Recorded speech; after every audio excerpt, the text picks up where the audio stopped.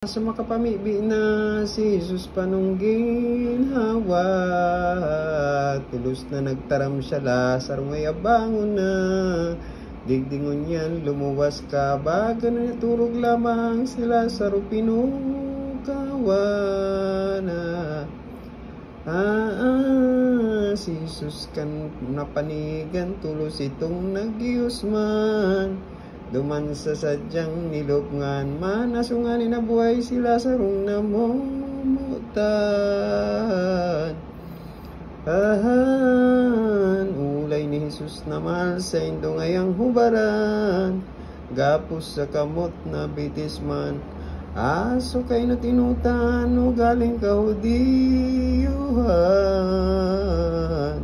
Pinagagapusan gadan sarong tukog baga bilang, kung ilulubong ang bangkay, digdingan ni si Lazaro minadok na totoo.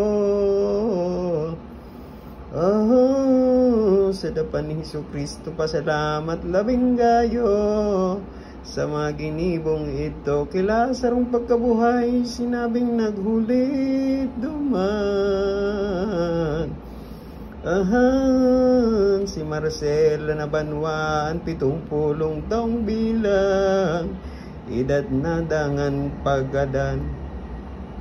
Itong ginubong milagro kan maugayon na belbo.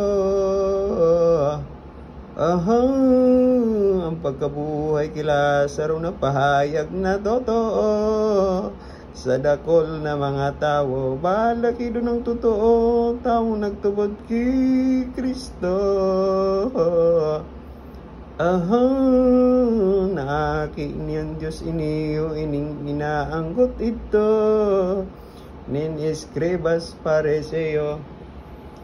Di na nakatultol mayo, bod kantong malulubo,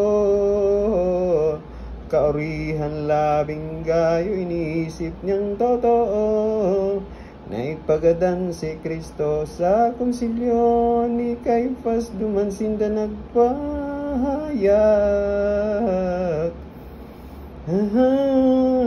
Para sa iyong eskribas ang naman nindang huntas, ipagadan ang Mesiyas, an maugmang uday iniyo katong mga parisiyo.